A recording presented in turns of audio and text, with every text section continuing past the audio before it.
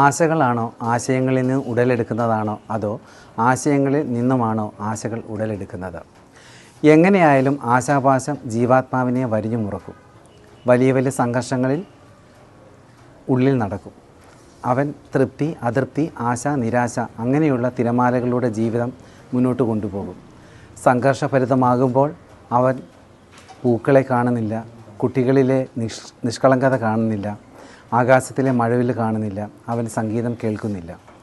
എന്നാൽ അവന് 2 കാതുമുണ്ട്, അവൻ ചിത്രം കാണുന്നില്ല. പക്ഷേ അവന് കണ്ണുകളുണ്ട്. എത്ര വിചിത്രമാണിത്!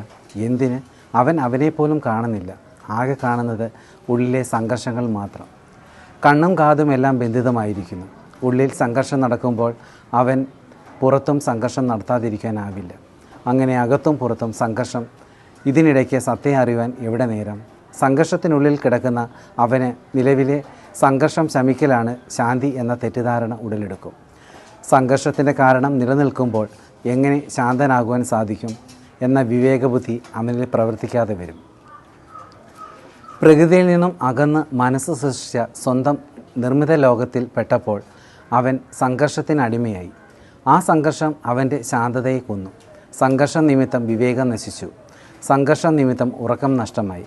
അങ്ങനെ അവന് ആരെയും അഭിമുഖീകരിക്കാൻ കഴിയാതെയായി. സമൂഹത്തെപ്പറ്റിയുള്ള ധാരണ മാറി. സമൂഹത്തിൽ നിന്ന് ഒളിച്ചോടുവാൻ ഒരു കാരണമായി. സംഘർഷങ്ങളൊന്നുമില്ലാത്ത ഒരു ജീവിതത്തിലെ സത്യത്തെ കാണാൻ സാധിക്കുകയുള്ളൂ. ശാന്തി നഷ്ടപ്പെട്ടു തുടങ്ങുമ്പോൾ ഒരുവൻ ഒരു അന്വേഷകനായി മാറുന്നു.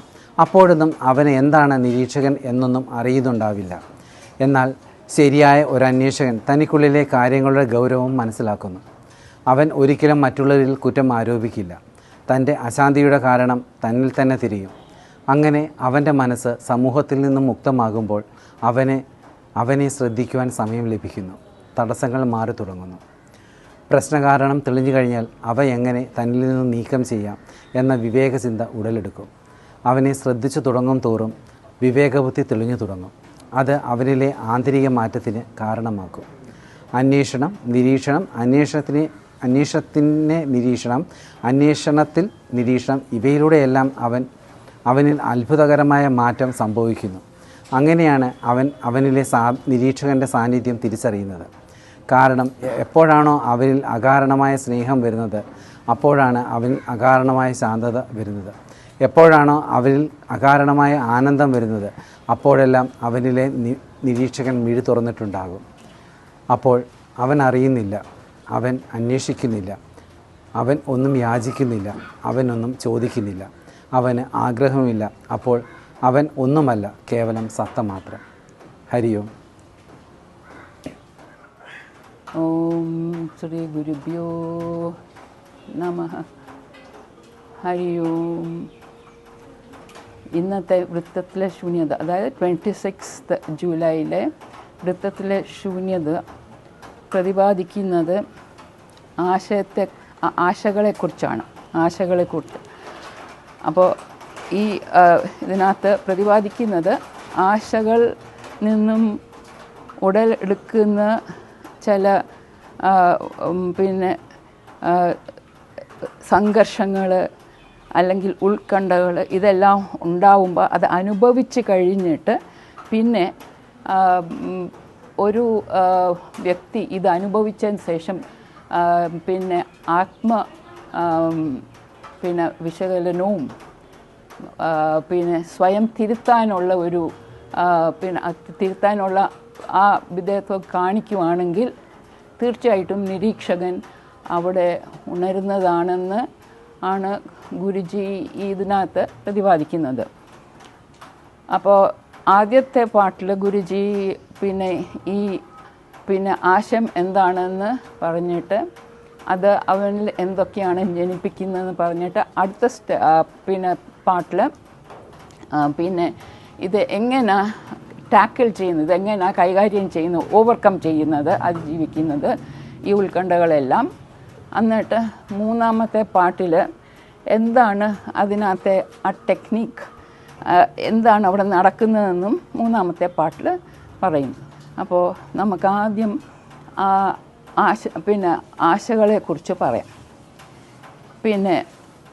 ആശ എങ്ങനെയാണ് ജനിക്കുന്നതെന്ന് ചിന്തിച്ചാൽ അത് നമുക്ക് ഈ ഭൗതിക ലോകത്തിൽ കഴിയുമ്പം ഏതെങ്കിലും ഒരു സ്ഥൂലമായ ഒരു ഓബ്ജക്റ്റ്, ഒരു വസ്തുവായിട്ട് അത് വരുത്തുന്നതായിരിക്കും, അത് ജനറേറ്റ് ചെയ്യുന്നതായിരിക്കും ആ ഒരു ആശ എന്ന് പറയുന്നത്. അല്ലെങ്കിൽ ചിലപ്പം പല അനുഭവങ്ങൾക്ക് ശേഷം ആശയങ്ങളുണ്ടായെങ്കിൽ ആ ആശയങ്ങളിൽ നിന്നും ഉണ്ടാകാം, എന്തെങ്കിലും ആയിക്കോട്ടെ, ഒറിജിൻ എങ്ങനെയെങ്കിലും ആയിക്കോട്ടെ. പക്ഷേ ആശകൾ ഉണ്ടെങ്കിൽ അങ്ങനെ അതിൽ നിന്നും ഉണ്ടാകുന്ന മോഹബന്ധങ്ങളും പ്രതീക്ഷകളും ഇത് രണ്ടും അവൻ്റെ മനസ്സിനെ ഇളക്കി മറിക്കും. കാരണം ഒരു പ്രതീക്ഷ കാണും, ചില ആഗ്രഹങ്ങളിനെ ബേസ് ചെയ്ത് പ്രതീക്ഷകൾ കാണും. ആ പ്രതീക്ഷയ്ക്ക് അനുസരിച്ച് ചില കാര്യങ്ങൾ നടന്നില്ലെങ്കിൽ വളരെ വിഷമം ഉണ്ടാക്കുന്നതാണ്. അപ്പോൾ അങ്ങനെ വരുമ്പം അവൻ്റെ മനസ്സ് ഇങ്ങനെ സംഘർഷം നിറഞ്ഞതായിരിക്കും, അതിനകത്ത് ദ്വന്ദ്ങ്ങളുണ്ടാവും. അതായത് മനസ്സ് വളരെ പ്രബലമായിട്ടിരിക്കുന്ന അവസ്ഥയാണ്, അതിനകത്ത് ആ ദ്വന്ദ്ങ്ങളുണ്ടാവും. ആശ, നിരാശ, തൃപ്തി, അതൃപ്തി, സന്തോഷം, ദുഃഖം, അവൻ ഉദ്ദേശിച്ച കാര്യങ്ങൾ, പ്രതീക്ഷിച്ച കാര്യങ്ങൾ ചിലപ്പം ഓൺ ഫാമിലി, ആ സമൂഹത്തിൽ നിന്നും കിട്ടാത്തതൊക്കെ വരുമ്പം ഇതൊക്കെ ഉണ്ടാവും. അപ്പോൾ അങ്ങനെ വരുമ്പം ഈ ഒരു ഈ വൈഷമ്യങ്ങളൊക്കെ ഉണ്ടായിട്ട് അങ്ങനെ ജീവിച്ചു പോകുമ്പം ഈ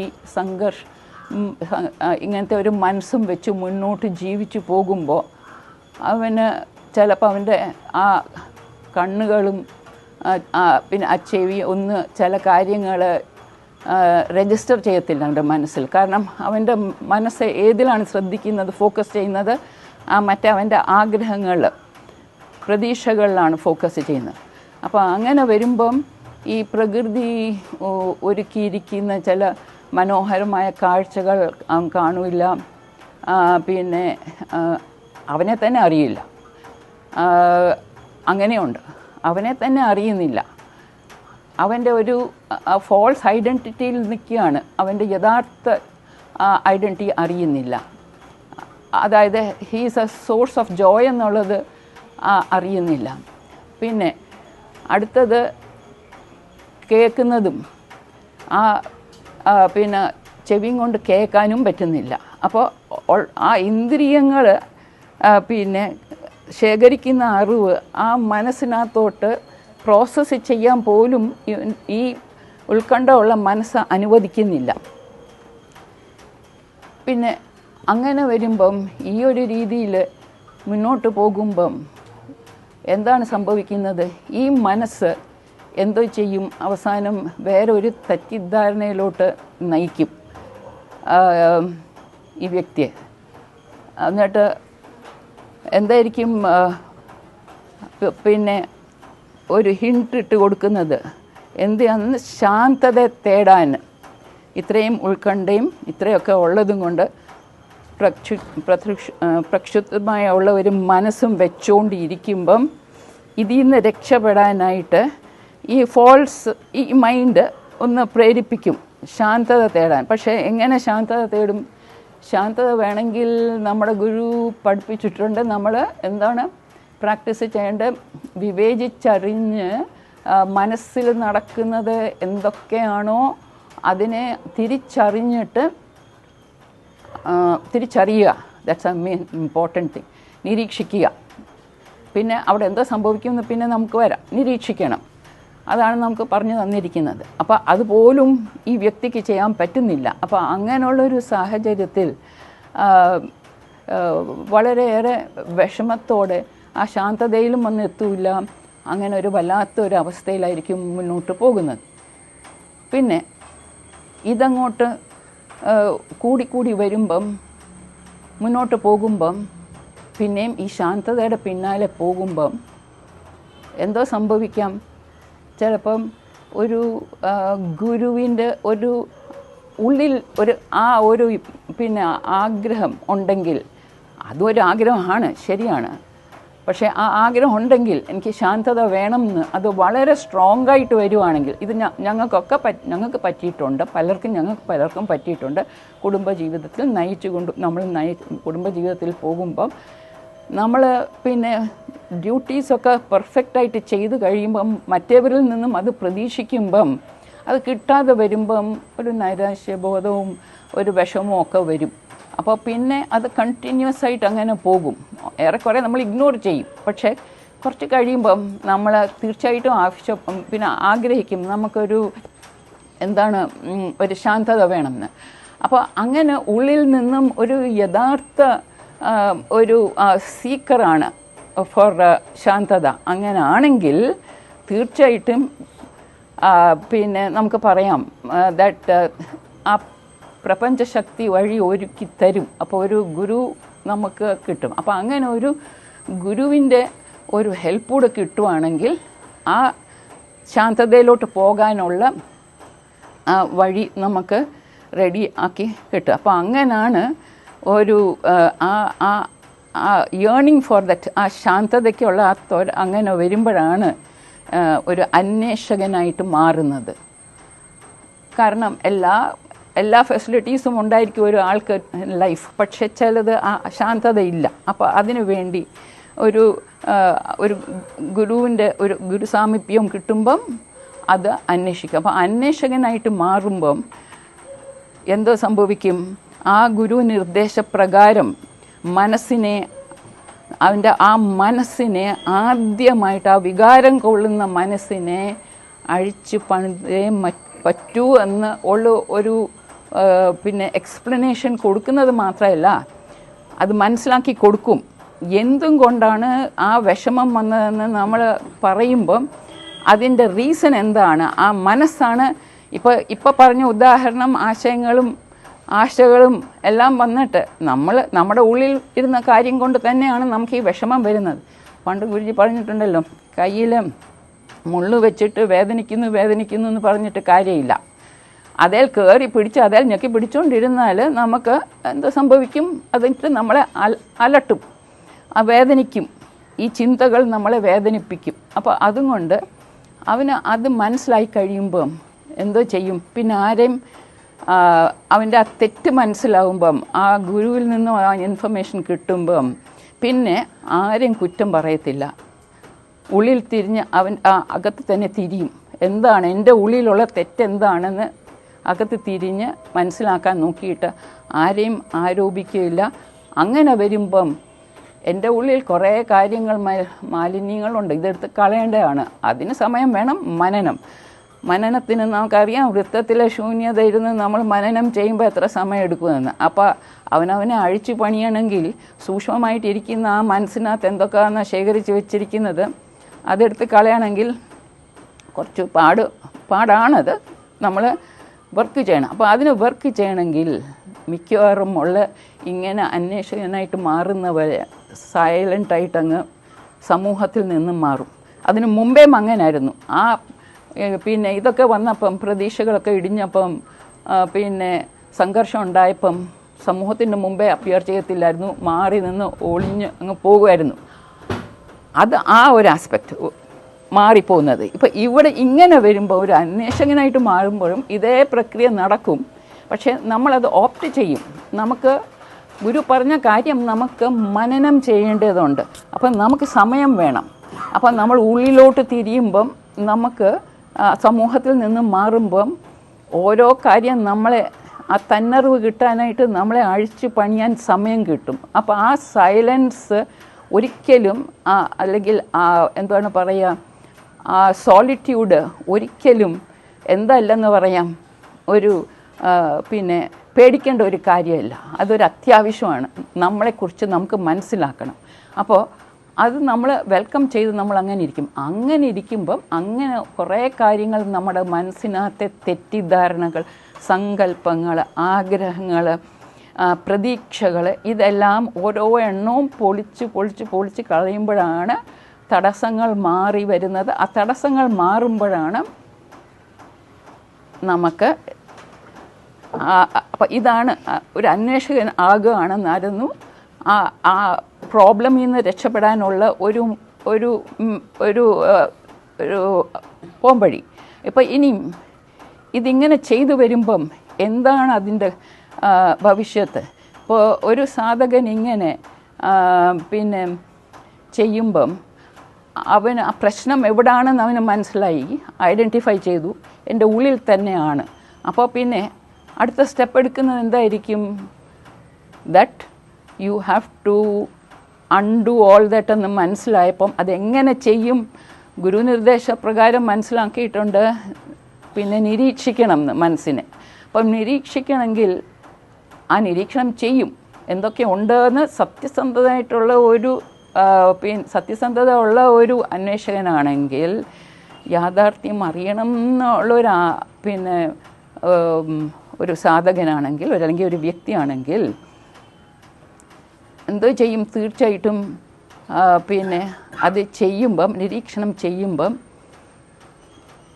ഡുവർഷിപ്പ് ഒന്നും നമ്മൾ പറയണ്ട, ആര് ചെയ്യുന്നു എന്ത് ചെയ്യുന്നു എന്നല്ല, പക്ഷേ മനസ്സിനെ നമുക്ക് സെൻസ് ചെയ്യാൻ പറ്റുന്നുണ്ട്.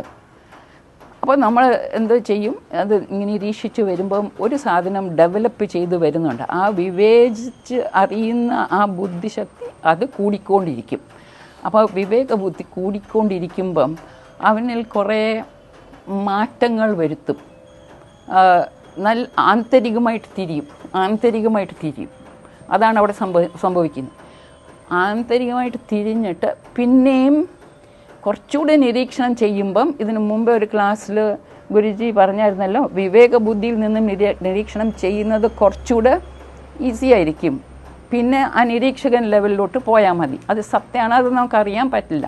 പക്ഷെ വിവേചിച്ചറിയുന്ന ആ ബുദ്ധിത്തലത്തിൽ നിന്ന് നമ്മൾ ചെയ്യുവാണെങ്കിൽ ആന്തരിക മാറ്റങ്ങളൊക്കെ വരുമ്പം പിന്നെ അത് തുടർച്ചയായിട്ട് നമ്മൾ കുറച്ചുകൂടെ അങ്ങോട്ട് പോകുമ്പോൾ അവിടെ സംഭവിക്കുന്നത് അന്വേഷണം നടക്കുന്നു. ആ അന്വേഷണം വിവേകബുദ്ധി നിരീക്ഷിക്കുന്നു.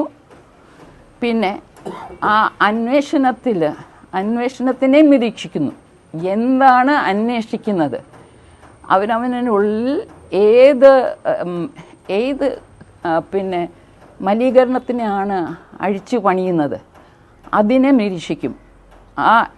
പിന്നെ അന്വേഷണത്തിനെ നിരീക്ഷിക്കും. എന്നിട്ട് അതെന്താ ചെയ്യുന്നത്, മനനം ചെയ്ത് അത് എങ്ങനെ ഓവർകം ചെയ്യുന്നത്, ആ അന്വേഷണത്തിലും എന്തോ ഉണ്ടാവും, നിരീക്ഷകനുണ്ടാവും. ഈ 4 സ്റ്റെപ്പും അവിടെ നടക്കുമ്പോഴാണ് എന്തോ ഉണ്ടാകുന്നത്, എന്താ വരിക, നമ്മുടെ എന്തിനെ തിരിച്ചറിയും എന്ന് പറയും, നിരീക്ഷകനെ തിരിച്ചറിയും. ആ നിരീക്ഷകനെ തിരിച്ചറിഞ്ഞിട്ട് പിന്നത് കഴിഞ്ഞിട്ട് അങ്ങനെ സാധന ചെയ്ത് മുന്നോട്ടങ്ങ് പോകുക. ഈ നിമിഷത്തിൽ നിന്ന് ഗുരുജി പറയുന്നത് പോലെ ഈ നിമിഷത്തിൽ നിന്ന് സദാ നമ്മുടെ ഓരോരോ നിമിഷത്തിൽ, പാസ്റ്റിൽ നമ്മൾ ചെയ്തില്ല, പക്ഷേ ഇപ്പോൾ ചെയ്യുന്നു, ഇനി ഭാവിയിലായാലും ഓരോരോ നിമിഷത്തിൽ ആ നിമിഷത്തിൽ നിലനിൽക്കുമ്പോൾ ആ സത്യത്തിനെയൊക്കെ അറിഞ്ഞ് ആ സാധനം അങ്ങനെ ചെയ്തു പോയാൽ, നിരീക്ഷണം ചെയ്തു പോയാൽ നമ്മൾ പോലും അറിയാതെ എന്തോ അനുഭവിക്കും. ഒരു അകാരണമായ ഒരു പിന്നെ ശാന്തത, ആനന്ദം, പിന്നെ ഒന്നുകൂടെ ഉണ്ട്, ശാന്തത, ആനന്ദം, സ്നേഹം. ഈ ഇത്രയും കാര്യം അകാരണമായിട്ട് അനുഭവിച്ചറിയുമ്പം അതിൻ്റെ അർത്ഥം നിരീക്ഷകൻ ഉണർന്നിട്ടുണ്ട്. അങ്ങനെ നമുക്ക് ചെയ്യാൻ അത് അനുഭവതലത്തിൽ നിന്നാണ് അറിയുന്നത്. അല്ലാതെ നമ്മൾ കീറി മുറിച്ച് നിരീക്ഷകൻ ഇങ്ങനെയാണെന്നൊന്നും നമുക്ക് പറയാൻ പറ്റില്ല. അപ്പോൾ അങ്ങനെ വരുമ്പം ആ ഒരു അനുഭവം വന്ന് കഴിയുമ്പം നിരീക്ഷകനുണ്ട്. അപ്പോൾ ആ നിരീക്ഷകൻ അങ്ങനെ ഉണരുമ്പം പിന്നെ നമ്മൾ എന്തു ചെയ്യൂല, ആ മനസ്സിന് പിന്നെ അവിടെ ഒരു റോളുമില്ല. അത് ധ്യാനാത്മക മനസ്സായി, വിവേകബുദ്ധിയായി. പിന്നെ അത് കഴിഞ്ഞിട്ട് അതൊന്നും വ്യാഖ്യാനിക്കില്ല, ഒന്നും ചോദിക്കില്ല, ഒന്നും ആഗ്രഹിക്കില്ല. അങ്ങനെ ആവുമ്പോൾ നമ്മുടെ ഉള്ളിൽ എന്തായിരുന്നോ നമ്മൾ അതാകും. ജനിച്ചപ്പോൾ എന്തായിരുന്നു, പോകുമ്പോൾ എങ്ങനെയായിരിക്കും പോകുന്നത് അത് നമുക്കറിയില്ല. ജനിച്ചപ്പോൾ എങ്ങനെയായിരുന്നു, എന്തായിരുന്നോ നമ്മൾ അതായിട്ട് മാറും. പിന്നെ സത്ത മാത്രം, കേവലം സത്തേ ഉള്ളൂ. അങ്ങനെയാണ് ആ റിയൽ ഐഡൻറ്റിറ്റിയിലോട്ട് പോകുന്നത്. ഹരിയോം. ഹരിയോം. നമുക്ക് മനസ്സുണ്ട്, അതിലൊരു സംശയമില്ല, ആർക്കും ഡൗട്ടില്ല. മനസ്സ് എപ്പോഴാണ് നമ്മളിൽ പ്രവർത്തിക്കാൻ തുടങ്ങിയത് അത് നമുക്ക് കറക്റ്റായിട്ട് അറിയില്ല. എന്നാൽ നമ്മൾ മനസ്സിനെ കുറിച്ച് പഠിച്ചിട്ടുള്ളത് എന്താണ്? സ്കൂൾ തലങ്ങളിൽ, അതായത് മൈൻഡ് ബ്രെയിനിൻ്റെ ഫങ്ഷൻസിനെ ആക്ഷൻ ചെയ്യാൻ വേണ്ടിയിട്ടുള്ള ഒരു കാര്യമാണ് മൈൻഡ് എന്നുള്ളതാണ് നമ്മൾ പഠിച്ചിട്ടുള്ളത്. എന്നാൽ അത് മാത്രമാണോ മൈൻഡ്? അല്ല. അപ്പോൾ എന്തോ കൂടുതലായിട്ടുണ്ട് മൈൻഡിനെ കുറിച്ച് അറിയാൻ ശ്രമിച്ചാൽ. പക്ഷെ നമ്മൾ മനസ്സിലാക്കിയത് ഇത്രയും മാത്രമാണ്, ബ്രെയിനിൻ്റെ ഫങ്ഷൻസിനെ എക്സിക്യൂട്ട് ചെയ്യാൻ വേണ്ടിയിട്ടുള്ള ഒരു സംഭവമാണ് മൈൻഡ് എന്നുള്ള രീതിയിൽ. എന്നാൽ ഈ മൈൻഡിനെ കൂടുതൽ പഠിക്കുമ്പോൾ നമുക്ക് മനസ്സിലാവും അതിൻ്റെ അകത്ത് ആശകളുണ്ട്, ആശയങ്ങളുണ്ട്, കാഴ്ചപ്പാടുകളുണ്ട്, വ്യാഖ്യാനങ്ങളുണ്ട്. ഇതെല്ലാം നമ്മൾ ആ മനസ്സിനകത്ത് കാണും. അപ്പം യഥാർത്ഥത്തിൽ നമ്മുടെ ഈ ഒരു ബോഡിയെ ഒരു കമ്പ്യൂട്ടർ എന്നുള്ള രീതിയിൽ എടുത്താൽ അതിനെ പ്രവർത്തിപ്പിക്കാൻ വേണ്ടിയിട്ട് അല്ലെങ്കിൽ അതിൻ്റെ ഫങ്ഷൻസ് ചെയ്യാൻ വേണ്ടിയിട്ടുള്ള ഒരു സോഫ്റ്റ്വെയറായിട്ട് നമുക്ക് ആ മൈൻഡ് എന്ന് പറയുന്നതിനെ കണ്ടാൽ, അങ്ങനെ കാണാൻ ശ്രമിച്ചാൽ, എക്സാക്റ്റ് സോഫ്റ്റ്വെയർ എന്നല്ല, എന്നാൽ ആ മനസ്സിലാക്കാൻ വേണ്ടിയിട്ട് അങ്ങനെ ശ്രമിച്ചാൽ ഈ മൈൻഡ് ക്രിയേറ്റ് ചെയ്തത് എന്തോ ഒരു ഉദ്ദേശത്തിലാണ്. നമ്മുടെ ശരീരം കൊണ്ട് എന്തോ പ്രവൃത്തി ചെയ്യാൻ വേണ്ടിയിട്ടാണ് ഈ മൈൻഡിനെ ക്രിയേറ്റ് ചെയ്തത്. തൽക്കാലം കമ്പ്യൂട്ടറിനെ പ്രവർത്തനം ചെയ്യാൻ സോഫ്റ്റ്വെയർ, ആ വിൻഡോസ് എന്ന് പറയുന്ന ഒരു പ്ലാറ്റ്ഫോം ക്രിയേറ്റ് ചെയ്തതുപോലെ, ആ വിൻഡോസ് എന്ന് പറയുന്ന ഓപ്പറേറ്റിംഗ് സിസ്റ്റം ക്രിയേറ്റ് ചെയ്തതുപോലെ നമ്മുടെ മൈൻഡിനെ നമ്മുടെ ശരീരം കൊണ്ട് എന്തോ ഒരു ലക്ഷ്യത്തിലേക്ക് എത്താൻ, ഒരു പ്രവൃത്തി ചെയ്യാൻ വേണ്ടി ക്രിയേറ്റ് ചെയ്തതാണ് മൈൻഡ്. എന്നാൽ നമ്മുടെ മൈൻഡിലെ ഈ ആശയങ്ങളും ആശകളും ഈ വ്യാഖ്യാനങ്ങളും കാഴ്ചപ്പാടുകളും ഇതെല്ലാം ആ ഓപ്പറേറ്റിംഗ് സിസ്റ്റത്തിനെ ബാധിച്ച വൈറസുകളാണ്. അപ്പോൾ എന്ത് പറ്റുന്നു? ആ സോഫ്റ്റ്വെയറിന്, ആ ഓപ്പറേറ്റിംഗ് സിസ്റ്റത്തിന് കറക്റ്റായിട്ട് അതിൻ്റെ ലക്ഷ്യത്തിലേക്ക് പ്രവർത്തിക്കാൻ സാധിക്കുന്നില്ല. ഇതെല്ലാം വൈറസ് ഇടയ്ക്ക് റിയാക്ട് ചെയ്ത് ബ്ലോക്ക് ചെയ്യുകയാണ് ചെയ്യുന്നത്.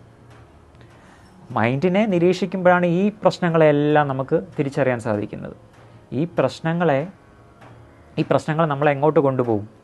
കറക്റ്റായിട്ട് ഫങ്ഷൻ ചെയ്യാതെ വരുമ്പോഴത്തേക്ക് സിസ്റ്റം ഹാങ് ആവും പോലെ നമ്മുടെ ലക്ഷ്യം നമ്മൾ തടസ്സപ്പെട്ട്, ഒരു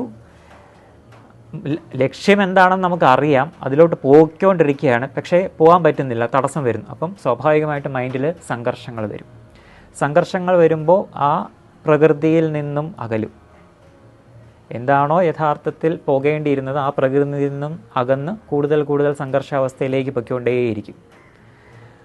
അങ്ങനെ പോകുമ്പോൾ ആ പോകുന്ന വഴിക്ക് നമ്മൾ എപ്പോഴെങ്കിലും കൂടുതൽ ആ മനസ്സിനെ നിരീക്ഷിച്ച് ഇതിൻ്റെ പ്രശ്നങ്ങളെ കറക്റ്റായിട്ട് ഐഡൻറ്റിഫൈ ചെയ്യാൻ ചെയ്താലോ പ്രശ്നങ്ങളെ മാറ്റാൻ നമ്മൾ തീർച്ചയായിട്ടും ശ്രമിക്കും. ഇല്ലെങ്കിൽ അതിനോടൊപ്പം തന്നെ അത് വെച്ചുകൊണ്ട് പോകും. കുറേ കഴിയുമ്പം ഹാങ്ങായി എവിടെയെങ്കിലും തട്ടിമുട്ടി നിന്ന് ജീവിക്കുന്നില്ല, നമ്മൾ ഓരോ നിമിഷവും മരിച്ചുകൊണ്ടിരിക്കുകയാണെന്ന് പറയാം.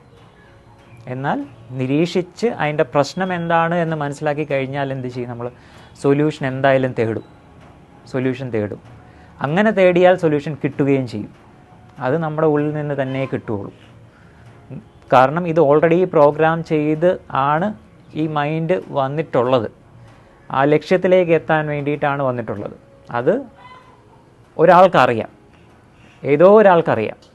എന്നാൽ ഈ മൈൻഡിൻ്റെ ഈ സംഭവിക്കുന്ന വൈറസ് കാരണം ആ ലക്ഷ്യത്തിലേക്ക് പോകാതെ സംഘർഷങ്ങളിൽ മുങ്ങിപ്പോകുന്നു. പ്രശ്നങ്ങളെ തിരിച്ചറിയുമ്പോൾ എങ്ങനെയെന്നുള്ള ഒരു സൊല്യൂഷൻ അവിടെ കണ്ടെത്താൻ വേണ്ടി ശ്രമിക്കും. അതാണ് നമ്മൾ നിത്യസാധനയിലൂടെ മുന്നോട്ട് കൊണ്ടുപോകുന്നത്. പല പ്രാക്ടിക്കൽ സെഷൻസിലൂടെ കൊണ്ടുപോയിട്ട് പോകുന്നത് മൈൻഡിനെ ഈ നിമിഷത്തിൽ നിർത്തി പ്രശ്നങ്ങളെ കറക്റ്റാക്കി മുന്നോട്ട് പോവുക എന്നുള്ളതാണ്.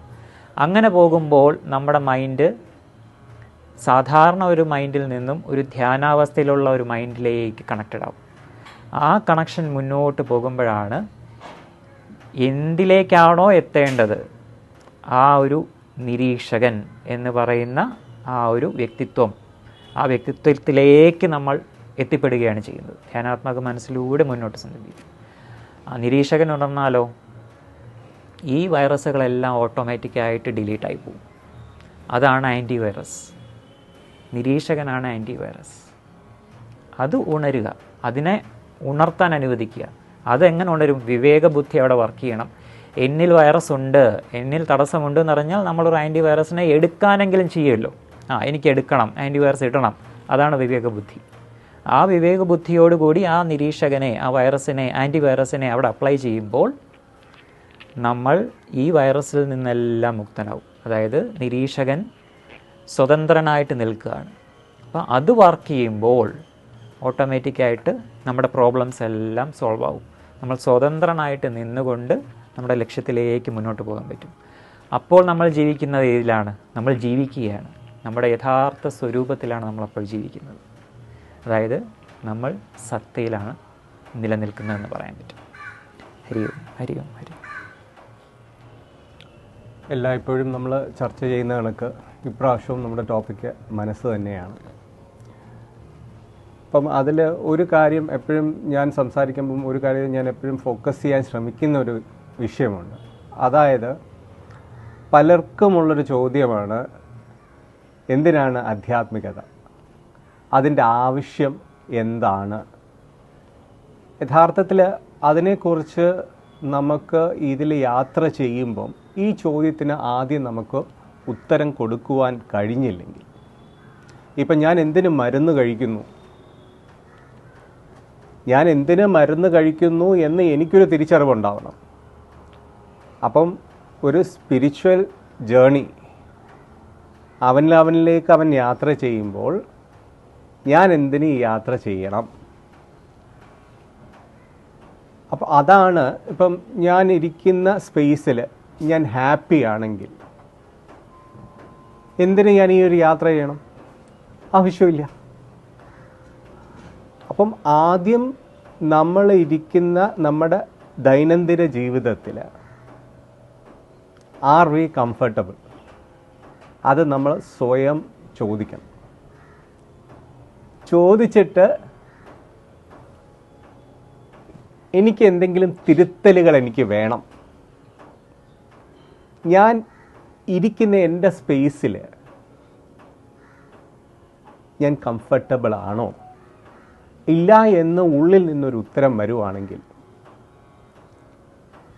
നാം ആ ചോദ്യത്തിന് ഉത്തരം കൊടുക്കണം. ഇപ്പം ഈ ചോദ്യത്തിന് നമ്മൾ എങ്ങനെ ഉത്തരം കൊടുക്കാൻ പറ്റും?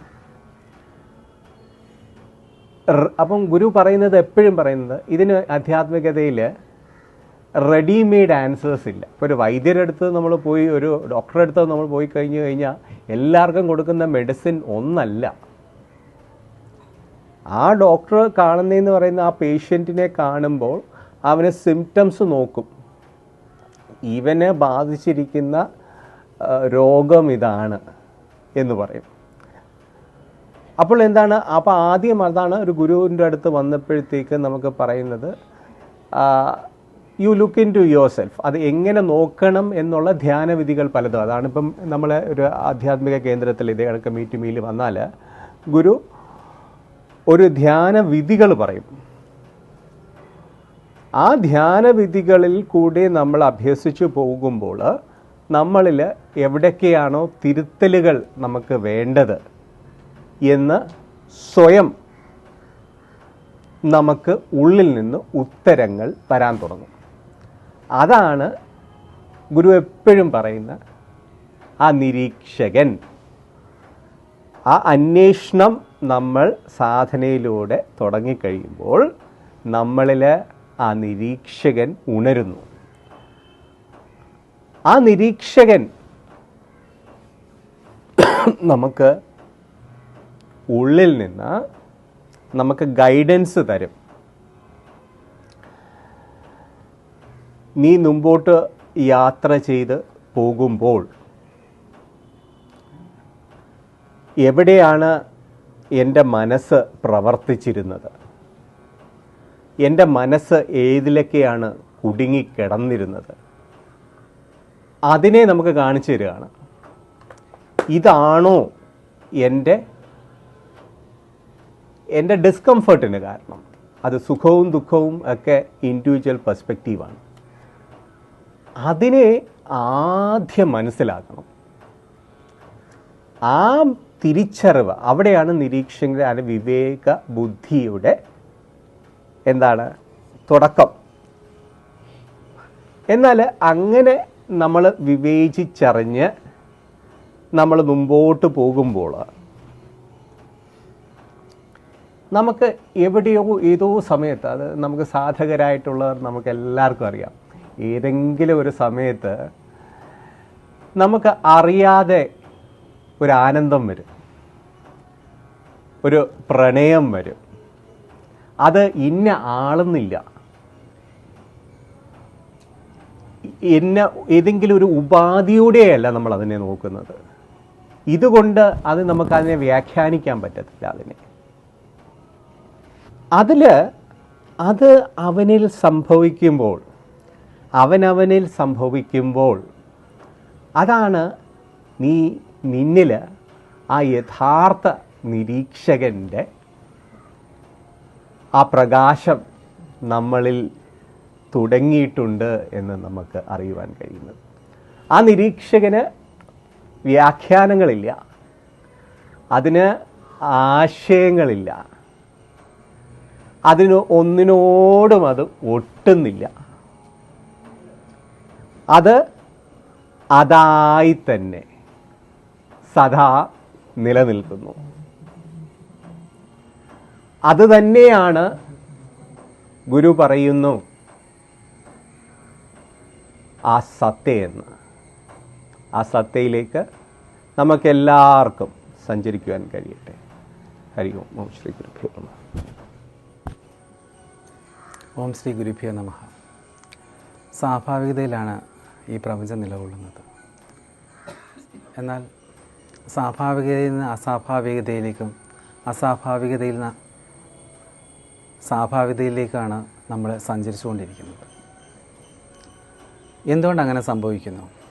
നമ്മൾ ജനിച്ച ഉടനെ തന്നെ പലതും സംഭവിക്കുന്നില്ല. കുറേ വളർന്നു കഴിയുമ്പോൾ മനസ്സുണ്ടാവുന്നു, മനസ്സിനെ ചുറ്റിപ്പറ്റി പല ഘടകങ്ങളും നിലകൊള്ളുന്നു എന്നുള്ള ആ ഒരു സത്യം നമ്മൾ മനസ്സിലാക്കി മുന്നോട്ട് പോകുന്നു. നമ്മുടെ ശരീരം, മനസ്സ്, ബുദ്ധി, ചിത്തം, അഹങ്കാരം, അതായത് അഹംബുദ്ധി, ഇവയെല്ലാം നമ്മൾ മനസ്സിലാക്കി വരുന്നു. അപ്പോൾ അവിടെ പ്രബലമായി നിൽക്കുന്ന ഒരു ഘടകമെന്ന് പറയുന്ന മനസ്സാണ്. എന്തുകൊണ്ട് മനസ്സ് ഇത്രയും പ്രബലമായി തീരുന്നു? കാരണം മനസ്സ് എന്തിനേലും പറ്റിച്ചേർന്ന് മാത്രമേ അതിന് നിലകൊള്ളാൻ സാധിക്കുകയുള്ളൂ. ശരീരമായി നിലകൊണ്ട് നിൽക്കുന്ന സമയത്ത് വാസനകളും വൈകാരിക ഭാവങ്ങളുമായിരിക്കും അവനിൽ കൂടുതൽ നിലകൊള്ളുന്നത്. എന്നാൽ അവന് അത് ബുദ്ധിയുമായിട്ട് ചേർന്ന് നിലകൊള്ളുന്ന സമയത്ത് അവൻ്റെ വിവേചനാശക്തി വളരെയധികം വർദ്ധിച്ചു വരുന്നു. അതെന്തുകൊണ്ട് സംഭവിക്കുന്നു? വിവേചനാശക്തി കൂടുമ്പോൾ അവന് ഓരോന്നിനെയും കീറി മുറിച്ച് പഠിക്കാൻ അവന് ശ്രമം നടത്തുന്നു.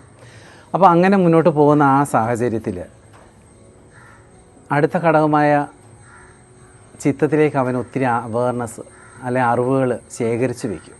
കാരണം പിന്നീട് ഉപയോഗിക്കാൻ തക്കവണ്ണം. കാരണം പലതും അങ്ങനെയാണ്, ശേഖരിച്ച് വയ്ക്കുന്ന അറിവുകളാണ് അവൻ ഈ മനസ്സ് ഉപയോഗിക്കുന്നത്. കാരണം മനസ്സ് ഭാവിയിലും ഭൂതത്തിലും മാത്രമാണ് നിലകൊള്ളുന്നത്, ഒരിക്കലും വർത്തമാനകാലത്തിലല്ല. ഇനി അടുത്തൊരു ഘടകമായി ചേർന്ന് നിൽക്കുന്ന അവസ്ഥ വരുന്നു, അഹവും മനസ്സുമായി ചേർന്ന് നിൽക്കുമ്പോൾ ഞാനെന്ന ഭാവത്തിൽ അവൻ ഈ സമൂഹത്തിൽ നിലകൊള്ളുകയാണ്. അപ്പോൾ സ്വാഭാവികമായിട്ടും അവനിൽ ഷഡ്വൈരികൾ ഡെവലപ്പ് ചെയ്യും, അല്ലെ? ഷഡ്വൈരികളുടെ വിളയാട്ടത്തിന് ഒരു വിളനിലമായി മാറുന്നുണ്ട്. ശ്രദ്ധിച്ചു കഴിഞ്ഞാൽ നമുക്ക് മനസ്സിലാക്കാൻ പറ്റും, ഷഡ്വൈരികൾ ആശയിൽ നിന്നാണ് ആരംഭിക്കുന്നത്. ഇവിടുത്തെ പ്രതിപാദ വിഷയം ആശ തന്നെയാണ്.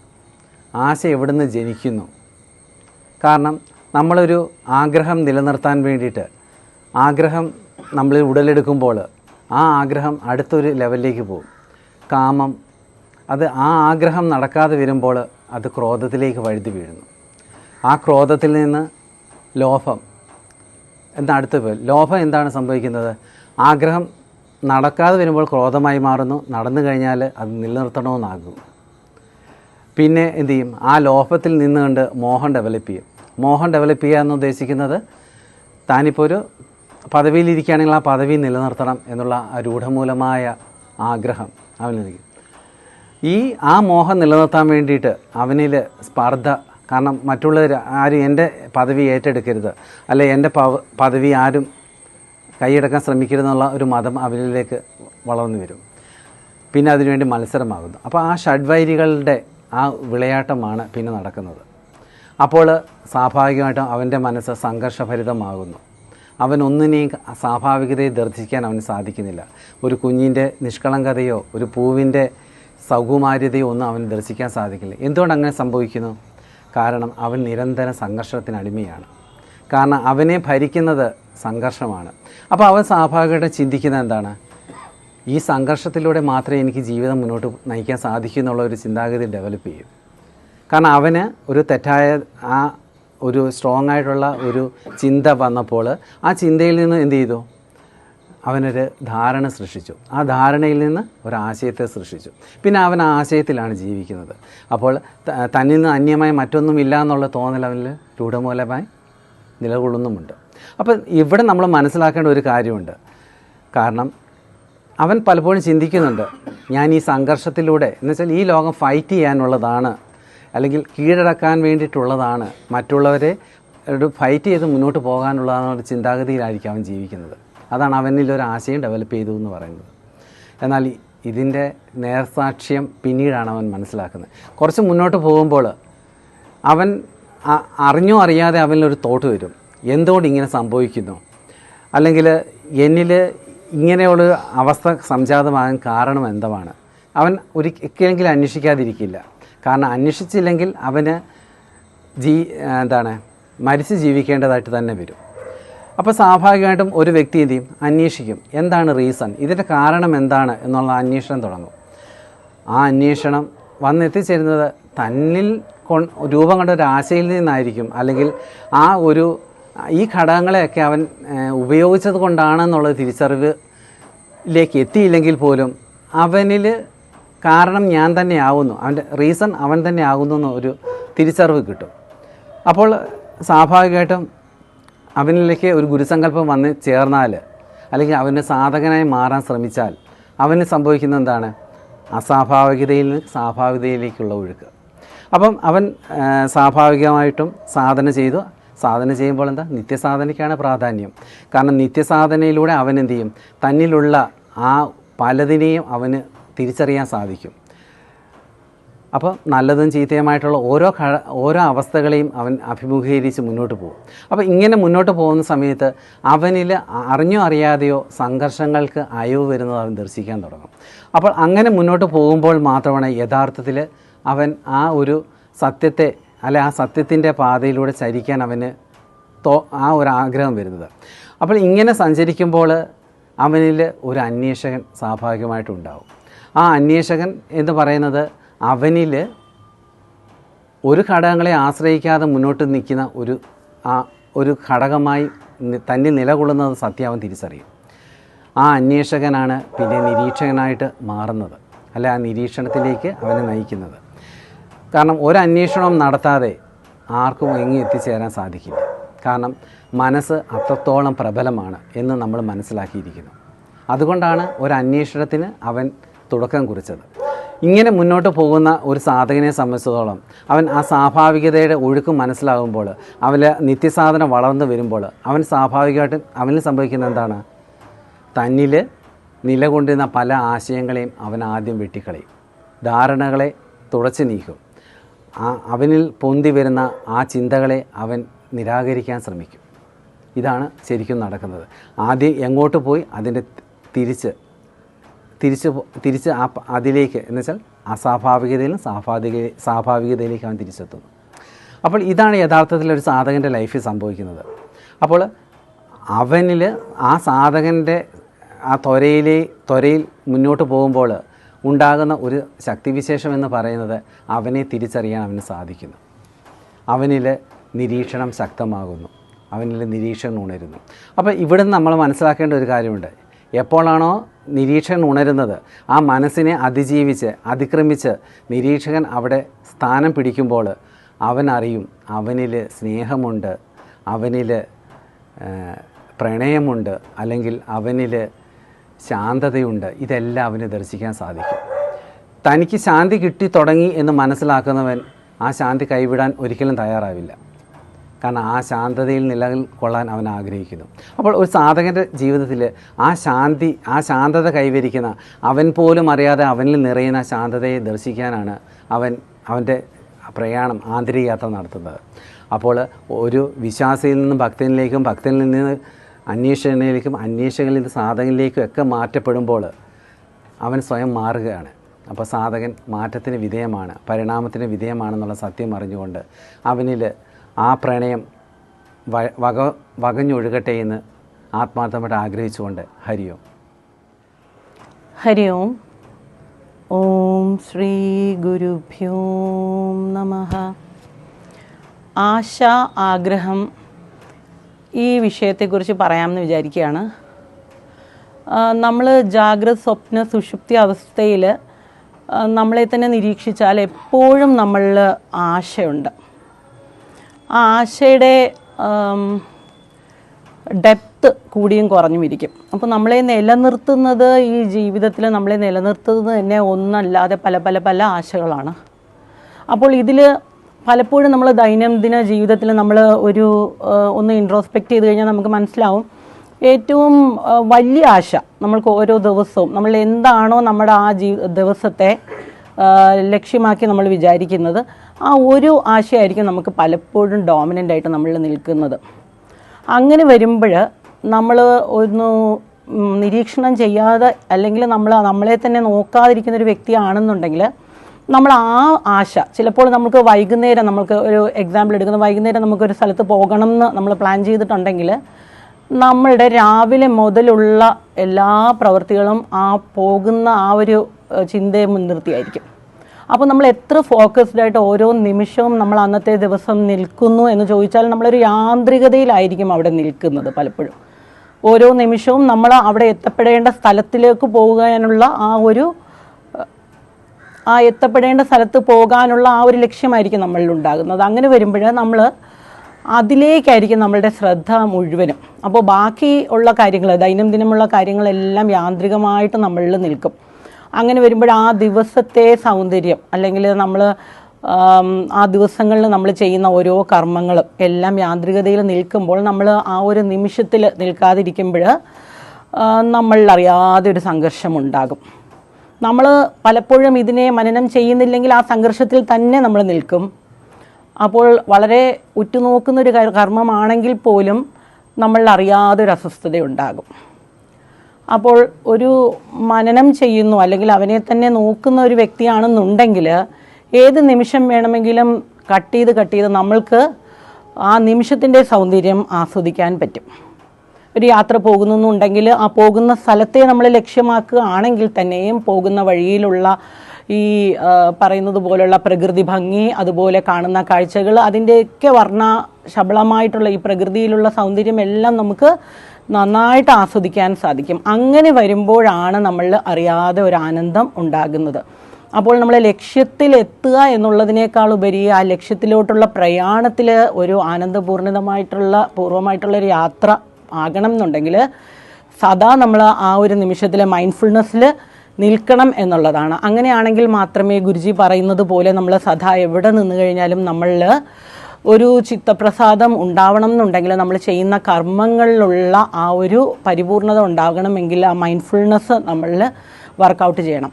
അപ്പോൾ ഇത് നമ്മൾക്ക് തിരിച്ചറിയാമെന്ന് പറഞ്ഞു കഴിഞ്ഞാൽ, ഒരു അന്വേഷകൻ നമ്മളിൽ ജനിച്ചപ്പോൾ മുതലേ നമ്മളിലൊരു അന്വേഷകനുണ്ട്, പക്ഷേ നമ്മൾ ആ അന്വേഷകനെ തിരിച്ചറിഞ്ഞിട്ടില്ല, അല്ലെങ്കിൽ ആ അന്വേഷകനെ ശ്രദ്ധിച്ചിട്ടില്ല. ഗുരുജി എപ്പോഴും നിരീക്ഷകൻ്റെ തലത്തിൽ നിന്ന് നമ്മൾ ഓരോന്നും കാണണം എന്ന് പറയുമ്പോൾ നമ്മൾക്ക് എപ്പോഴും എത്ര വർഷങ്ങൾ കഴിഞ്ഞാലും നമ്മൾക്ക് ആ നിരീക്ഷകൻ എന്താണെന്ന് നമുക്ക് അറിയുകയില്ല. അപ്പോൾ ആ നിരീക്ഷകനിലോട്ട് പോകുന്നതിനുള്ള ഒരു ഷോർട്ട് കട്ടായിട്ടാണ് ഈ നിരീക്ഷകൻ നിർവചിക്കുന്നില്ല, നിരീക്ഷകൻ താരതമ്യം ചെയ്യുന്നില്ല, നിരീക്ഷകൻ അന്വേഷിക്കുന്നില്ല എന്നെല്ലാം പറയുന്നത്. അതിന് കാരണം സത്ത ഇതൊന്നുമല്ല, ഒരു ക്വാളിറ്റീസും ഇല്ലാത്തതാണ് സത്ത. അപ്പോൾ നമ്മൾ അറിയാത്തൊരു കാര്യത്തിലോട്ടാണ് നമ്മളുടെ യാത്ര. അപ്പോൾ ആ അറിയാത്ത കാര്യങ്ങളിലോട്ടുള്ള പ്രയാണത്തിന് എന്തെല്ലാം ക്വാളിറ്റീസ് നമ്മൾ ബിൽഡപ്പ് ചെയ്യണം. അതായത് നിരീക്ഷിക്കുക എന്ന് പറയുമ്പോൾ അവിടെ ജസ്റ്റ് ഒബ്സേർവ് ചെയ്യുക, ജസ്റ്റ് തൊട്ടില്ല എന്നുള്ള മട്ടിൽ നമ്മളിങ്ങനെ കണ്ടുപോവുക. അവിടെ ഒന്നും നമ്മളുടെ ബുദ്ധി ഉപയോഗിക്കേണ്ട, മനസ്സ് ഉപയോഗിക്കുന്നെങ്കിൽ തീർച്ചയായിട്ടും മനസ്സ് പല കാര്യങ്ങളും നമ്മൾക്ക് പറഞ്ഞു തരും. അപ്പോൾ ഇവിടെ നമ്മുടെ ഊർജ്ജ വ്യതിയാനങ്ങൾ നമുക്ക് മനസ്സിലാക്കാം. നമ്മളുടെ ഓരോ സമയവും നമ്മൾ ഒരു വളരെ സന്തോഷകരമായിട്ടുള്ളൊരു യാത്രയിലോട്ട് നമ്മൾ പോവുകയാണ്. ഉദാഹരണത്തിന് നമ്മുടെ സത്സംഗിന് നമ്മൾ ഡെയിലി നമ്മൾ മന്ത്ലി വെയിറ്റ് ചെയ്യുന്ന സത്സംഗമാണ്. അപ്പോൾ നമ്മൾ പോകുന്നുണ്ടെങ്കിൽ നമ്മൾ ജോലി സ്ഥലത്ത് നിന്നാണ് ഇപ്പോൾ ഞാൻ ജോലി സ്ഥലത്ത് നിന്നാണ് വന്നിരിക്കുന്നത്. അപ്പോൾ അവിടെ ഓരോ സമയത്തും നമ്മൾ ഈ സത്സംഗിന് പോകണം ആ ചിന്തയിൽ നിന്ന് കഴിഞ്ഞാൽ we won't enjoy the presence. കുട്ടികളുടെ കളി ചിരി, ആ നിമിഷത്തെ സൗന്ദര്യം, നമ്മുടെ സഹപ്രവർത്തകരുമായിട്ടുള്ള ആശയവിനിമയം ഒന്നും നമ്മൾ ആസ്വദിക്കുകയില്ല. ഇവിടെ എത്തണം എന്നുള്ളൊരു ആ ചിന്ത മാത്രം നമ്മളിൽ വരും. അപ്പം നമ്മൾ ആ നിമിഷത്തിലല്ല നിൽക്കുന്നത്, നമ്മൾ സംഘർഷത്തിലാകും. അപ്പോൾ ഇത് നമുക്ക് മനസ്സിലാകാനായിട്ടുള്ളൊരു എളുപ്പ വഴി എന്ന് പറയുമ്പോൾ നമ്മുടെ ഊർജ്ജതരം നോക്കിയാൽ മതി. നമ്മൾ ഏത് ബോധത്തിൽ നിൽക്കും. ബോധത്തിൽ നിൽക്കുന്ന ഒരാൾ ആ നിമിഷത്തിൽ ആനന്ദത്തിൽ നിൽക്കും. എത്തേണ്ടതെന്തോ അവിടെ എത്തിക്കോളും. അപ്പം അതിന് നമ്മളൊരു എഫേർട്ട് എടുക്കേണ്ട കാര്യമില്ല. അപ്പോൾ കർമ്മങ്ങളുടെ വഴിയിൽ നടന്നു പോകും. അപ്പം നമ്മുടെ ബോധത്തെ നമ്മൾക്ക് നോക്കാം. നമ്മൾ ബോധത്തിലാണോ അതോ അബോധാവസ്ഥയിലാണോ നിലനിൽക്കുന്നത് നമുക്ക് നോക്കാം. മറന്നു പോയിട്ടുണ്ടെങ്കിൽ പെട്ടെന്ന് നമ്മൾ ആ ഒരു ഇൻട്രോസ്പെക്ഷൻ നമ്മൾ ഉണ്ടെങ്കിൽ ഇടയ്ക്കിടയ്ക്ക് നമ്മൾ ഓർമ്മിക്കും. കൂടുതൽ നമ്മൾ ഒബ്സർവ് ചെയ്യുന്ന അനുസരിച്ച് നമ്മൾ കൂടുതൽ പെട്ടെന്ന് നമ്മളിൽ ആ ഒരു നിരീക്ഷകൻ തലപ്പൊക്കും. അതിൻ്റെ ഒരു ഡ്യൂറബിലിറ്റി നമുക്ക് കൂട്ടിക്കൊണ്ടുവരാം. അതുപോലെ തന്നെ നമ്മുടെ ഊർജ്ജം, നമ്മളിലൊരു ലോ ഫേസ് വരുന്നു, നമ്മൾ ഡൗൺ ആകുന്നു. അത് വ്യക്തമായിട്ടൊരു സാധകന് മനസ്സിലാക്കാൻ പറ്റുന്നൊരു കാര്യമാണ് ബോധവും ഊർജ്ജവും. അപ്പോൾ അതിനെ നിരീക്ഷിച്ച് യാതൊരു ഇൻട്രോസ്പെക്ഷനും ഇല്ലാതെ നിലനിന്ന് കഴിഞ്ഞാൽ നമ്മളിൽ അറിയാതെ തന്നെ നമ്മളിൽ നല്ല സാത്വികമായിട്ടുള്ളൊരു ശാന്തമായിട്ടുള്ളൊരു സമാധാനമായിട്ട് ഒരു പ്രണയഭാവം നമ്മളിൽ ഉണരും. അപ്പോൾ പ്രണയഭാവം എന്ന് പറയുന്നത് എപ്പോഴും നമ്മളിൽ നിൽക്കേണ്ടുന്ന ഒരു അവസ്ഥയാണ്. ആ അവസ്ഥയിലോട്ടാണ് നമ്മുടെ എല്ലാവരുടെയും യാത്ര. ഹരി ഓം. ഓം ശ്രീ ഗുരുഭ്യോ നമഃ. ഹരി ഓം. നമ്മൾ ആഗ്രഹങ്ങളില്ലാത്ത ആൾക്കാർ കുറവാണ്. അതിപ്പം സാധാരണക്കാരായാലും സാധകരായാലും. സാധാരണക്കാരുടെ ആഗ്രഹങ്ങൾ എന്ന് പറയുമ്പോൾ അത് ഭൗതികപരമായ ആഗ്രഹങ്ങളായിരിക്കും. പക്ഷേ സാധകരുടെ ആഗ്രഹങ്ങളും കുറേയൊക്കെ ഭൗതികപരമാണെങ്കിൽ പോലും നമ്മൾ എന്താ പറയുന്നത്, സ്പിരിച്വാലിറ്റിയിൽ കൂടുതൽ നമുക്ക് ഉയരണം എന്നുള്ള നല്ല ആഗ്രഹങ്ങൾ ഉണ്ടാകാറുണ്ട്. അപ്പോൾ അതാണെങ്കിൽ കുഴപ്പമില്ല. ആഗ്രഹത്തിൻ്റെ പുറകെ പോയെന്ന് വിചാരിച്ച് അതും പ്രശ്നമാണെങ്കിലും മാനസിക സംഘർഷങ്ങൾ, അപ്പോൾ ആഗ്രഹങ്ങൾ കൂടി വരുമ്പോൾ നമുക്ക് നമ്മളെ തന്നെ, അതായത് വേറൊരു ലെവലിലേക്ക് ആഗ്രഹങ്ങൾ കൂടി വരുമ്പോൾ നമ്മളെ തന്നെ സംഘർഷം മനസ്സിലായിട്ട് പല ചിന്തകളും പിന്നെ അത് ചെയ്യുന്ന പ്രവൃത്തികളെല്ലാം പാഴായി പോകുന്നതും ഒക്കെയുള്ള ആ ഒരു ലെവലിലേക്ക് നമ്മൾ ഈ ആഗ്രഹത്തിൻ്റെ പുറകെ അത് കിട്ടാതെ വരുമ്പോഴും ഒക്കെ നമ്മളല്ലാതായി മാറിക്കൊണ്ടിരിക്കുന്നു. പ്രകൃതിയിലെ സുന്ദരമായ കാഴ്ചകളോ അല്ലെങ്കിൽ വിവേകപരമായിട്ട് ചിന്തിക്കാനുള്ള കഴിവൊന്നും ആ സമയത്ത് അവന് കാണുമെന്ന് തോന്നുന്നില്ല. പക്ഷേ അങ്ങനെ പോയി കഴിയുമ്പോൾ ഒരു സാധകൻ എന്ന നിലയിൽ അവന് ഒരു തിരിച്ചറിവ് ഉണ്ടാകുന്നു. എന്തുകൊണ്ടാണ് എന്നിൽ ഈ ഒരു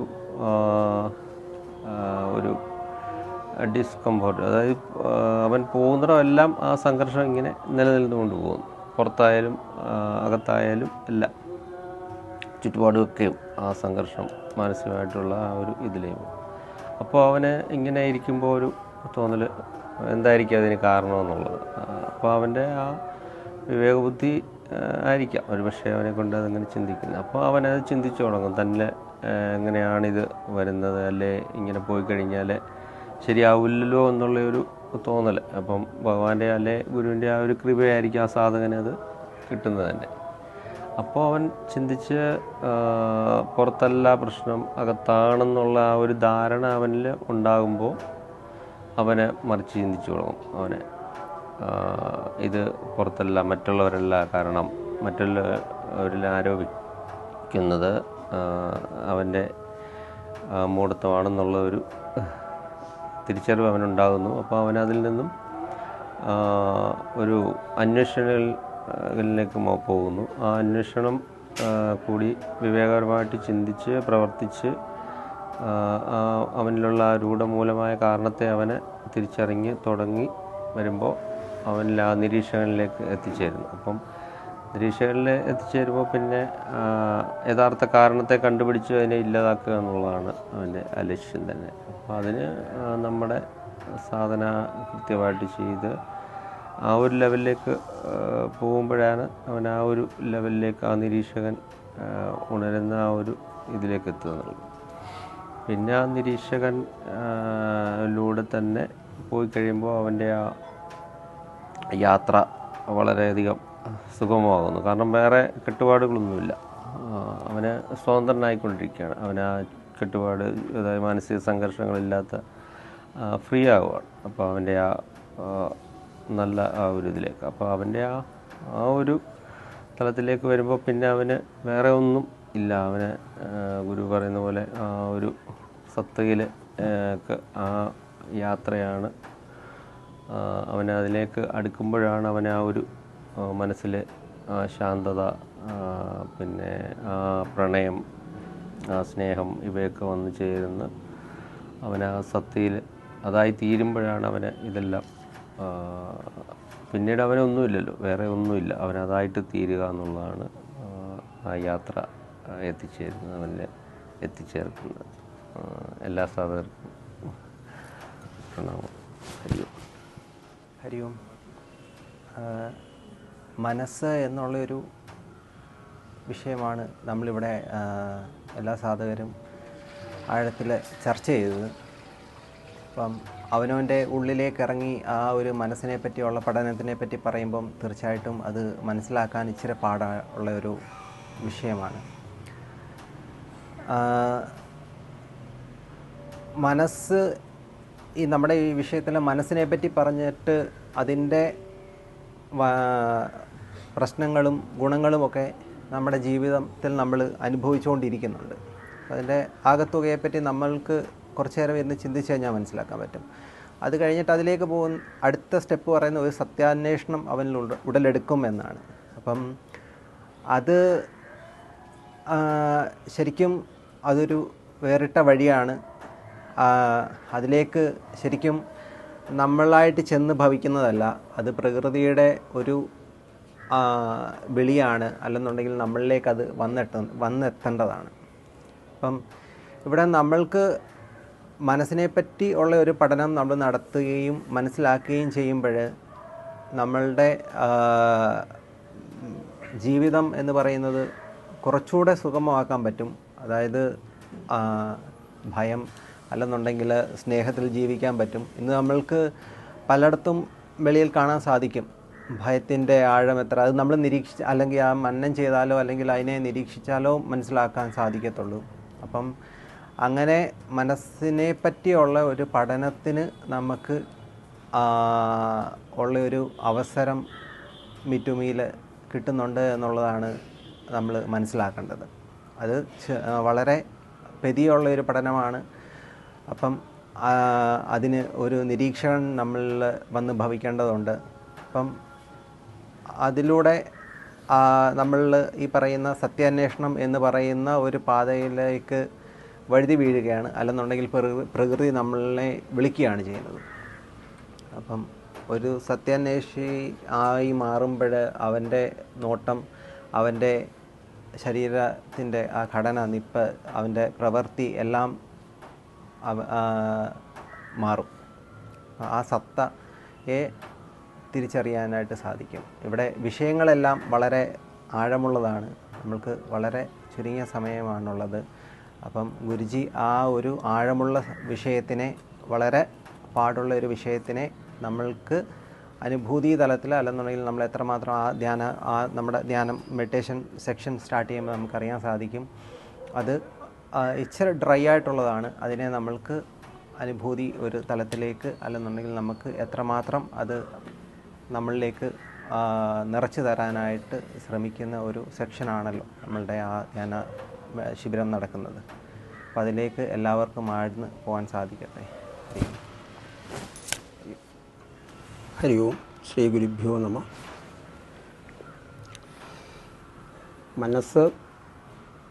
മനസ്സിനെ നിരീക്ഷിക്കുന്ന നിരീക്ഷകൻ, ആ നിരീക്ഷകനെ നിരീക്ഷിക്കുന്ന നിരീക്ഷകൻ, ഇതൊക്കെ എവിടെയാണെന്നും എങ്ങനെയാണെന്നും നിരീക്ഷിക്കാനും കണ്ടെത്താനുമാണ് ഗുരു നമ്മളെ പഠിപ്പിക്കുന്നത്. ശരിക്കും ആശാപാശം അത് ജീവാത്മാവിനെ വരിഞ്ഞു മുറുക്കുമ്പോഴാണ് അവനിൽ അന്വേഷണം ഉദയം ചെയ്യുന്നത്. എങ്ങനെയാണ് ആശാപാശം ജീവാത്മാവിനെ വരിഞ്ഞു മുറുക്കുന്നതെന്ന് ചോദിച്ചാൽ, അവൻ്റെ ആശകളാണ് അവന് പാശമായി മാറുന്നത്. ആശകൾ മാത്രമല്ല, അവനിൽ അവനായി സൃഷ്ടിച്ചെടുക്കുന്ന ആശയങ്ങൾ അവന് പാശമായി മാറും. അതുമാത്രമല്ല, അവനായി സൃഷ്ടിച്ചെടുത്ത ആശയങ്ങളിൽ വരുന്ന ആശയം അവന് പാശമായി തന്നെ മാറും. അപ്പോഴാണ് ഈ വരിഞ്ഞു മുറുക്കൽ നമ്മളിൽ എന്ത് സൃഷ്ടിക്കും എന്ന് നമ്മൾ ആലോചിക്കേണ്ടത്. അതെന്താണ് നമ്മൾ സൃഷ്ടിക്കുന്നത് ചോദിച്ചാൽ സംഘർഷം. സംഘർഷമല്ലാതെ മറ്റൊന്നും അതിനെ നമുക്ക് സൃഷ്ടിച്ചെടുക്കാൻ പറ്റില്ല. അത് ആന്തരികമായാലും ബാഹ്യമായാലും എല്ലാം ഒരേ സമയം സൈമൾട്ടേനിയസ് ആയിട്ട് നടന്നുകൊണ്ടിരിക്കും. അപ്പോൾ ഈ ഭൗതിക തിരമാലകൾ, ആന്തരിക സംഘർഷത്തിൽ നിന്നും ശരിക്കും ഭൗതിക തിരമാലകളിലേക്ക് നമ്മൾ വലിച്ചെറിയപ്പെടുമ്പോഴാണ് നമുക്ക് തൃപ്തി ലഭിക്കുന്നത്. അപ്പോൾ നമ്മൾ ഇത് തൃപ്തികരമാണ്, നല്ലതാണ് എന്ന് നമ്മൾ കണ്ടെത്തുന്നു. അങ്ങനെ അവന് തൃപ്തി ലഭിച്ചാൽ, അല്ലെ തൃപ്തി ലഭിക്കുന്നു അവന് തോന്നലുണ്ടായാൽ, അവന് അഹംഭാവമാണ് അതിൻ്റെ ഫലമായി വരുന്നത്. എന്നാൽ തൃപ്തി ഉണ്ടായില്ല, അതൃപ്തി ഉണ്ടായാൽ, ഇതെനിക്ക് ചെയ്യാൻ കഴിഞ്ഞില്ല എന്ന അതൃപ്തി അവനുണ്ടായാൽ അവനിൽ ആദി ഉണ്ടാകും. ആദി. അപ്പം അങ്ങനെ ആദി ഉണ്ടായാലോ, ആദി ഉണ്ടായാൽ അവന് രോഗം തന്നെയാണ് ഫലം. മാനസികമായും ശാരീരികവുമായുള്ള രോഗാവസ്ഥയാണ് പിന്നെ അവനെ പിടികൂടുന്നത്. അപ്പോൾ തൃപ്തി ഉണ്ടായിട്ടും ഫലമില്ല, അതൃപ്തി ഉണ്ടായിട്ടും ഫലമില്ല. അങ്ങനെ തൃപ്തിയും അതൃപ്തിയും ഫലമില്ല, ഇതേ കൺസെപ്റ്റാണ് ആശയായാലും നിരാശയായാലും അവനിൽ ഉണ്ടാക്കുന്നത്. അപ്പം ആശയ്ക്കും നിരാശയ്ക്കും അപ്പുറത്തുള്ളതിലേക്ക് പോകണം എന്ന് നമ്മളെ ചിന്തിപ്പിക്കണമെങ്കിൽ ഈ സജീവത്വം നമ്മളിൽ ഇല്ലാതാവണം. ഏത് സജീവത്വം? നമ്മളിൽ ആശയും നിരാശയും ഉണ്ടാക്കുന്ന, തൃപ്തിയും അതൃപ്തിയും ഉണ്ടാക്കുന്ന ആ സജീവത്വമാണ് നമ്മളിൽ ഇല്ലാതാകേണ്ടത്. അതില്ലാതാകണമെങ്കിൽ, അല്ലെങ്കിൽ അതിൽ ജീവിച്ചാൽ രണ്ട് ഫലങ്ങളുണ്ടാവും. ഒന്ന് അന്ധതയും അടുത്തത് ബധിരതയും. കണ്ണുണ്ട്, എല്ലാം ഞാൻ കാണുന്നുണ്ട്, ഒന്നും കാണുന്നില്ല. എല്ലാം കേൾക്കുന്നുണ്ട്, എനിക്ക് ചെവിയുണ്ട്, എന്നാൽ ഞാൻ കേൾക്കുന്നില്ല.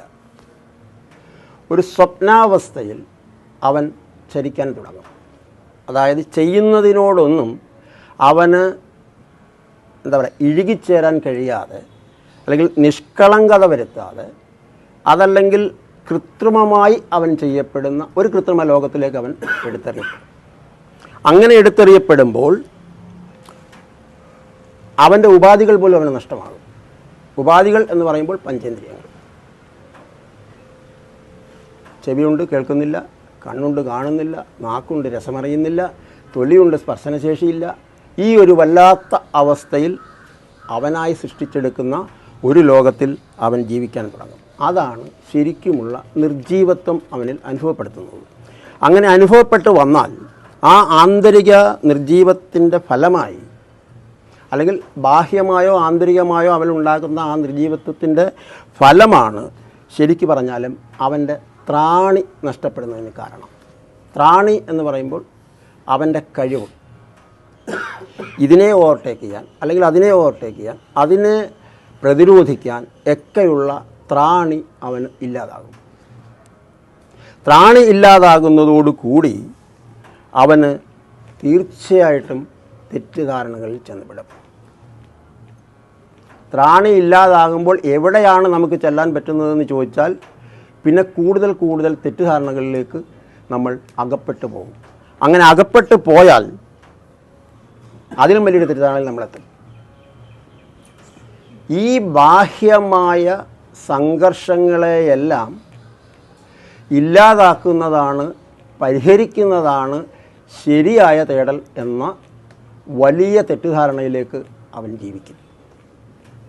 ആ ജീവിതം, ആ സംഘർഷം അവന് ശരിക്കും ശാന്തി നഷ്ടപ്പെടുത്തും.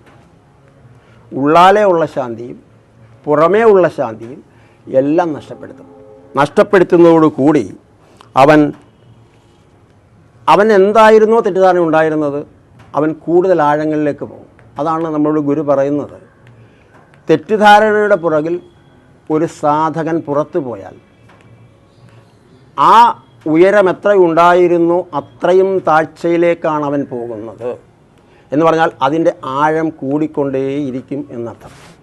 അങ്ങനെ ആ അഗാധമായ ആഴത്തിലേക്ക് അവൻ എത്തപ്പെടുമ്പോൾ ഈ സംഘർഷത്തിൻ്റെ കാരണം അവൻ ശരിക്കും അന്വേഷിച്ചു തുടങ്ങും. ആ സംഘർഷം ആന്തരികമായാലും ബാഹ്യമായാലും ആ സംഘർഷത്തിൻ്റെ കാരണത്തിലേക്ക് അവൻ്റെ അന്വേഷണം ചെന്നെത്തും. അങ്ങനെ അന്വേഷണം ചെന്നെത്തുമ്പോഴാണ് അവൻ ഒന്നുകിൽ പ്രകൃതിയിൽ നിന്നും അതിൻ്റെ പ്രകൃതത്തിൽ നിന്നും എല്ലാം സ്വയം അകന്നു പോകും, അല്ലെങ്കിൽ അവൻ്റെ ശരിയായ പ്രകൃതത്തിലേക്ക് ചെന്ന് ചേരും. അവന് ശരിയായ പ്രകൃതത്തിലേക്ക് ചെന്ന് ചേരണമെങ്കിൽ ശരിയായ പ്രകൃതത്തിൻ്റെ അനുഗ്രഹം അവനുണ്ടാകണം. ആ വഴികാട്ടി നമ്മളിലേക്ക് വന്നിട്ടുണ്ട് എങ്കിൽ അവൻ ശരിയായ പ്രകൃതത്തെ തീർച്ചയായും എത്തിച്ചേരും. ആ പ്രകൃതമാണ്, അല്ലെങ്കിൽ ശാന്തി നഷ്ടപ്പെട്ടു തുടങ്ങിയപ്പോൾ നമുക്കുണ്ടായ അന്വേഷണം അവൻ്റെ ശരിയായ പ്രകൃതത്തിലേക്ക് അവനെ നയിക്കുന്നത് ഈ പ്രകൃതിയുടെ വികൃതിയാണ്. ആ വികൃതി അറിഞ്ഞൊരാൾക്ക് ആ പ്രകൃതത്തിലേക്ക് അവനെ കൊണ്ടെത്തിക്കാനും കഴിയുകയുള്ളൂ. അപ്പോൾ സ്വാഭാവികമായും നമ്മൾ എന്താണ് ആ അശാന്തിയുടെ ഫലം, അല്ലെങ്കിൽ അശാന്തി എന്താണെന്ന് നമ്മൾ തിരിച്ചറിഞ്ഞാൽ അതിനെയാണ് നമ്മൾ ശരിക്കും റിമൂവ് ചെയ്ത് അല്ലെങ്കിൽ ഉന്മൂലനാശം വരുത്തേണ്ടത്. അങ്ങനെ ഉന്മൂലനാശം നമ്മൾ വരുത്തുന്നത് ഒരു ധ്യാന ഗുരുവിൻ്റെ പ്രസൻസിൽ അദ്ദേഹത്തിന് സമർപ്പണം ചെയ്യുമ്പോൾ മാത്രമേ നടക്കൂ. അപ്പോൾ മനസ്സിനെ നിരീക്ഷിക്കുന്നവനും ആ മനസ്സിനെ നിരീക്ഷിക്കുന്നവനുമായ ശരിയായ നിരീക്ഷകനെ നമ്മൾ കണ്ടെത്തും. അങ്ങനെ കണ്ടെത്തിയാൽ നേരത്തെ സ്വാമിനി അമ്മ പറഞ്ഞതുപോലെ നമ്മുടെ വാഹനങ്ങളിൽ നമുക്കിഷ്ടപ്പെട്ട പെർഫ്യൂം ഉപയോഗിക്കാം. നമ്മുടെ ഇഷ്ടമനുസരിച്ചാണ് പെർഫ്യൂം ഉപയോഗിക്കുന്നത്. എന്നാൽ വേറൊരു ഐറ്റം അതിനകത്തുണ്ട്, ഒരു ഗന്ധവും ഇല്ലാതാക്കുന്ന ഐറ്റം. നമ്മുടെ കാറിൽ പ്രത്യേകിച്ച് ഒരു ഗന്ധവും ഉണ്ടാകില്ല. അങ്ങനെ ഒരു ഗന്ധവുമില്ലാതെ നമ്മൾ മുൻപോട്ട് പോകുമ്പോഴാണ് ശരിക്കും യാത്രയുടെ സുഖം നമ്മൾ അനുഭവിക്കുന്നത്. അപ്പം നമ്മളിൽ അടങ്ങിയിരിക്കുന്ന അല്ലെങ്കിൽ ഒളിച്ച് കളിക്കുന്ന ഈ മനസ്സിൻ്റെ പല ഗന്ധങ്ങളെയും സുഗന്ധങ്ങളെയും അകറ്റി ഒരു ഗന്ധവുമില്ലാത്ത ആ നിത്യമായ സത്യത്തെ, അല്ലെങ്കിൽ ആ നിശ്ചലതയെ, ആ ശാന്തിയെ, ആ ആനന്ദത്തെ, ആ പ്രണയത്തെ, ആ പ്രേമത്തെ നമ്മളിലേക്ക് എത്തിക്കാൻ ഗുരു ശ്രമിക്കുമ്പോൾ തീർത്തും നമ്മൾ ശിരസ് വണങ്ങി ആ പാദസമർപ്പണം ചെയ്ത് വീണ്ടും വീണ്ടും പാദസമർപ്പണം ചെയ്ത് ദാസനായി ദാസോഹത്തിൻ്റെ ഉടമയായി മാറി ആ ഗുരുവിൽ പൂർണ്ണ സമർപ്പണം ചെയ്യുമ്പോൾ ആ സത്ത നമ്മളിൽ തെളിയും. ആ സത്തയിലൂടെ നമ്മൾ ജീവിക്കുമ്പോൾ സമൂഹം നമ്മളിൽ നിന്ന് മാറും, മറിച്ച് പുതിയൊരു സമൂഹം നമ്മളിലേക്ക് ഉടലെടുക്കും. ആ സമൂഹത്തിലെ ജീവിതമാണ് ശരിയായ ജീവനും ജീവിതവും. അവിടെ ജീവാത്മാവ് ബന്ധനസ്ഥനല്ല, മറിച്ച് പരമാത്മാവുമായുള്ള അതിൻ്റെ ഒഴിവാക്കാൻ പറ്റാത്ത ലയനം നടന്നിരിക്കും. അങ്ങനെ ഓരോ സാധകനും ആ പരമാത്മാ ലയനത്തിലേക്ക് എത്തിക്കുവാൻ ഗുരു നമ്മളെ അനുഗ്രഹിക്കട്ടെ. എല്ലാവർക്കും ഒരിക്കൽ കൂടി നമസ്കാരം. ഹരിओम. ഇന്നത്തെ വൃത്തത്തിലെ ശൂന്യതയുടെ കൺക്ലൂഷനാണ്, ആശകൾ, മോഹബന്ധങ്ങൾ അല്ലെങ്കിൽ പ്രതീക്ഷകൾ അവനുള്ളിൽ പ്രക്ഷുബ്ധത സൃഷ്ടിച്ച് മനസ്സിനെ ഇളക്കി മറിച്ചു ഒരു സംഘർഷാവസ്ഥയിൽ എത്തിക്കും. അപ്പോൾ അവൻ ശാന്തത തേടി അന്വേഷകനായി മാറി ഗുരുബോധ ബിന്ദുക്കളുടെ സഹായത്തോടെ വിവേക ചിന്തകൾ ഉയർത്തി ആരിലും കുറ്റം ആരോപിക്കാതെ തെറ്റ് അവനിൽ തന്നെയാണെന്ന് വിവേചിച്ചറിഞ്ഞ് ആ സംഘർഷങ്ങളിൽ അല്ലെങ്കിൽ തടസ്സങ്ങളിൽ നിന്നും മുക്തനാകും. വിവേകബുദ്ധി തെളിഞ്ഞു തുടങ്ങുമ്പോൾ അവനിൽ ആന്തരിക മാറ്റത്തിന് കാരണമാകും. അന്വേഷണം, നിരീക്ഷണം, അന്വേഷണത്തിനെ നിരീക്ഷണം, അന്വേഷണത്തിൽ നിരീക്ഷണം, ഇവയാൽ അവനിൽ അത്ഭുതകരമായ മാറ്റങ്ങൾ സംഭവിക്കുന്നു. അങ്ങനെയാണ് അവനിലെ നിരീക്ഷകൻ്റെ സാന്നിധ്യം മനസ്സിലാക്കുന്നത്. എപ്പോഴാണോ അവനിൽ അകാരണമായ ശാന്തത, സ്നേഹം, ആനന്ദം അനുഭവിച്ചറിയുന്നത്, അപ്പോൾ അവനിൽ നിരീക്ഷകൻ ഉണർന്നിരിക്കുന്നു. പിന്നെ അവൻ സ്വാഭാവികമായിട്ട് ഒരു വ്യാഖ്യാനവും ഇല്ലാതെ, ആഗ്രഹവുമില്ലാതെ അവൻ ഒന്നുമല്ലാതെ ആയിത്തീരും. ആയിരുന്നതെന്താണോ അതാകും. കേവലം സത്ത മാത്രം. ഓം ഗുരുഭ്യോ നമഃ.